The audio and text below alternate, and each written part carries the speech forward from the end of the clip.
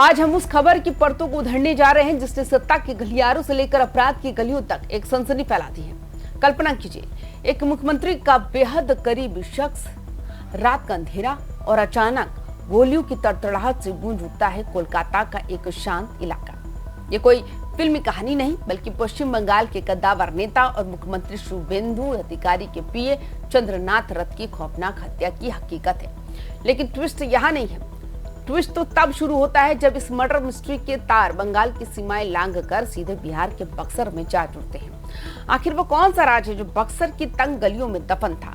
क्यों बंगाल की एसटीएफ को सैकड़ों किलोमीटर दूर आकर आधी रात को दबिश देनी पड़ी? चलिए इस उलझी हुई गुत्थी को सुलझाते हैं। नमस्कार, आप देख रहे हैं वाइबिन बिहार झारखंड। मैं हूं आपके साथ मुदिता। कहानी की शुरुआत होती है 6 मई की उस काली रात से जिसने बंगाल की राजनीति में भूचाल ला दिया।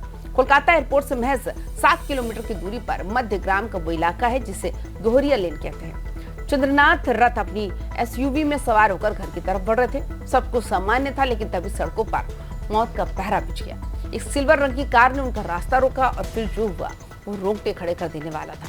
दोपहिया वाहनों पर सवार कुछ नकाबपोश शिकारी आए और उन्होंने बेहद करीब से गोलियां बरसानी शुरू कर दी। हमला इतना सटीक और प्रोफेशनल था कि चंद्रनाथ को संभलने का मौका तक नहीं मिला।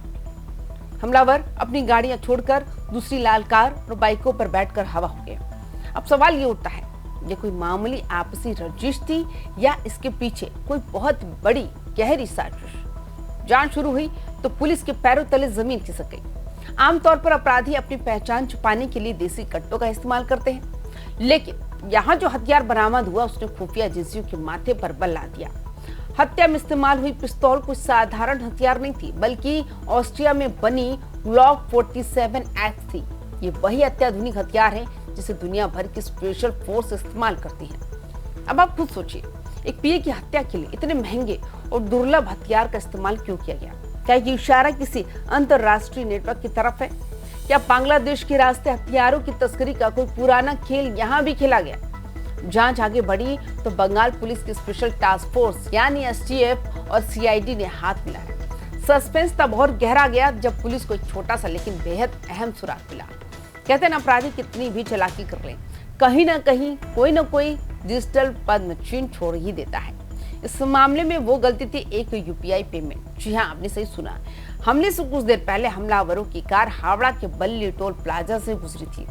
वहां उन्होंने नकद पैसे देने के बजाय यूपीआई के जरिए टोल का भुगतान किया। इसी एक डिजिटल ट्रांजैक्शन ने पुलिस को उस मोबाइल नंबर तक पहुंचा दिया जो इस पूरी साजिश का केंद्र था। सीसीटीवी फुटेज खंगाली गई तो कार और उसमें बैठे चेहरों की धुंधली तस्वीरें सामने आई। यही से इस केस की कड़ियां बिहार के बक्सर से जुड़नी शुरू होती है। बंगाल एसटीएफ की टीम गुप्त तरीके से बक्सर पहुंचती है और मुफस्सिल थाना क्षेत्र के पांजेपट्टी इलाके में घेराबंदी करती है।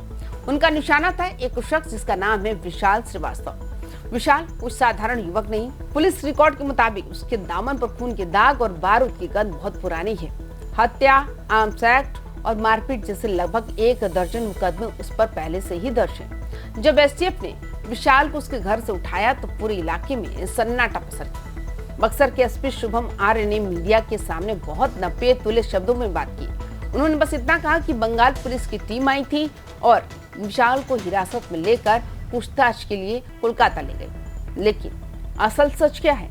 क्या विशाल ही वो शार्प शूटर है जिसने ट्रिगर दबाया था, या फिर विशाल वो कड़ी है जिसने हमलावरों को पनाह दी और उन्हें अत्याधुनिक हथियार मुहैया कराया? पुलिस सूत्रों का मानना है कि चंद्रनाथ रथ हत्याकांड के कई बड़े राज विशाल के सीने में दफन है। आखिर बिहार का एक हिस्ट्री शीटर बंगाल के इतने हाई प्रोफाइल मर्डर में कैसे शामिल हो गया?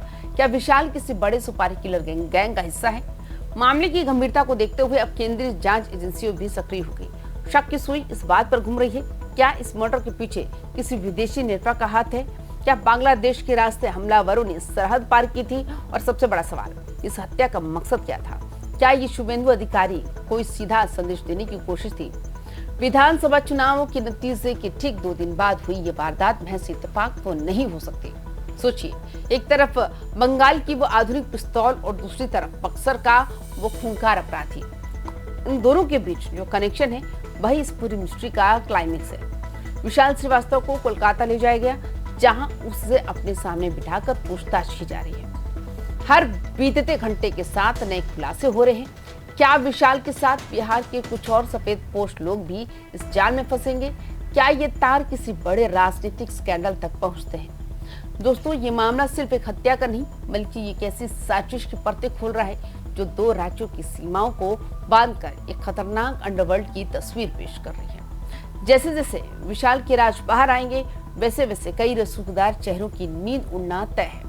क्या बंगाल एसटीएफ इस पहेली को पूरी तरह सुलझा पाएगी, या फिर ये ग्लॉक पिस्तौल और यूपीआई ट्रांजैक्शन का खेल किसी नए और बड़े तूफान की आहट है?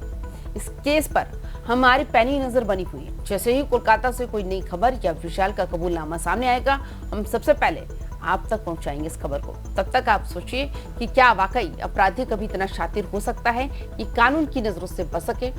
बक्सर से कोलकाता तक का ये खूनी सफर अब किस मोड़ पर जाकर रुकेगा, ये देखना वाकई दिलचस्प होगा। बने रहिए हमारे साथ, क्योंकि इस कहानी में अभी बहुत कुछ होना बाकी है। सावधान रहें और देखते रहें हमारी ये विशेष रिपोर्ट। अपना ख्याल रखिए। नमस्कार।